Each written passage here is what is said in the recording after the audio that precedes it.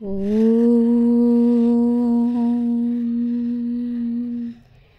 मौनं व्याख्या प्रकटित परब्रह्मतत्त्वं युवानां वर्षेष्टान्तैव सदृशैः गणैः आवृतं ब्रह्मनिष्ठैः आचार्येन्द्रं करकलित चिन्मुद्रमानन्दमूर्तिं स्वात्मा रामं मुदितवदनं दक्षिणामूर्तिमीढे वटविटपि समीपे भूमिभागे निषन्नं सकलमुनिजनानां ज्ञानदातारमारात् त्रिभुवनगुरुमीशं दक्षिणामूर्तिदेवं जननमरण दुःखच्छेददक्षं नमामि। चित्रं वटतरोर्मूले वृद्धा शिष्या गुरुर्युवा गुरोस्तु मौनं व्याख्यानं शिष्यास्तु छिन्नसंशयाः निधये सर्वविद्यानां विषजे भवरोगिणां गुरवे सर्वलोकानां दक्षिणामूर्तये नमः। ॐ नमः प्रणवार्धाय शुद्धज्ञानैकमूर्तये निर्मलाय प्रशान्ताय दक्षिणामूर्तये नमः। चिद्घनाय महेशाय वटमूलविनाशिने सच्चिदानन्दरूपाय दक्षिणामूर्तये नमः। ईश्वरो गुरुरात्मेति मूर्तिभेदविभागिने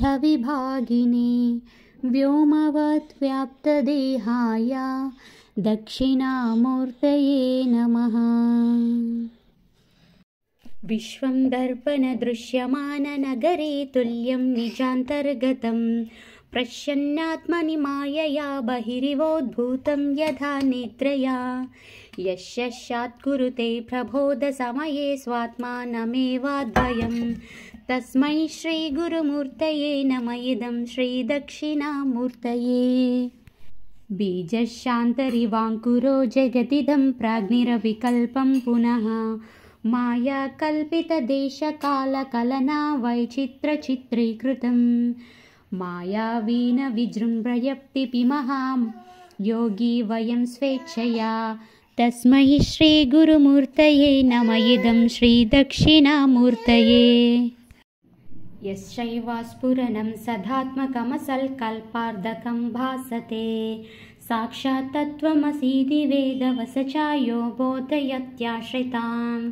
यश्चात्करणाद् भवेन पुनरावृत्तिर्भवं बोधिनौ तस्मै श्रीगुरुमूर्तये नमः। इदं श्रीदक्षिणामूर्तये नानाचित्रघटोधरस्थितमः दीपप्रभाभास्वरं ज्ञानं यश्चक्षुरादिकरणद्वारा बहिस्पन्दते जानामीति तमेव भान्तमनुभातेजस्समस्तं जगात् तस्मै श्रीगुरुमूर्तये नमः। इदं श्रीदक्षिणामूर्तये देहं प्राणमपीन्द्रियाण्यपि चलं बुद्धिं च शून्यं विदुः श्रीबालान्तजडोपमा स्वहमिति भ्रान्ता वृषं वादिनः मायाशक्तिविलासकल्पितमः व्यामोहसंहारिणे तस्मै श्रीगुरुमूर्तये नमः। इदं श्रीदक्षिणामूर्तये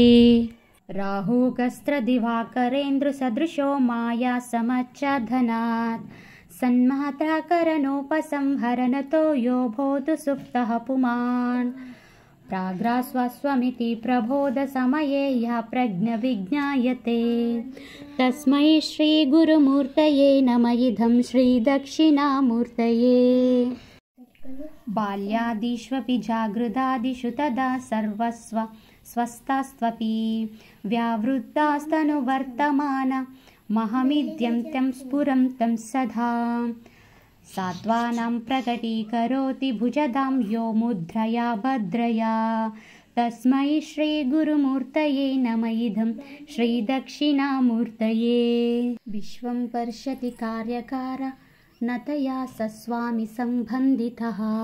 शिष्याचार्यतया तथैव पितृबुद्ध्याध्यात्मना भेदतः। स्वप्ने जागृति वायु एष पुरुषो माया पवित्रा भमितः। तस्मै श्रीगुरुमूर्तये नम इदं श्रीदक्षिणामूर्तये। भूरम्भास्य नलो नीलोम्बरमहारत्नो हिमं सुपुमान् इत्याभाति चराचरात्मकमिदं यस्यैव मूर्तष्टकम्। नान्यात् किञ्चन विद्युते विमृशुतं यस्मार्परस्मैर्विभुः। तस्मै श्रीगुरुमूर्तये नम इदं श्रीदक्षिणामूर्तये। सर्वात्मात्वमिति स्फुटीकृतमिदं यस्मादमुस्मिन् स्तवे। तेन सहस्रवनर्धमान ध्यानार्जसङ्कीर्तना। सर्वात्मात्वमिति महाविभूतिसहितं साधीश्वरत्वं स्वधा। सिद्धिर्तत्त्वनरष्टधा परिणतं चैश्वर्यमव्याहतम्। ॐ इति शङ्कराचार्यविरचित दक्षिणामूर्तिस्तोत्रं सम्पूर्णम्।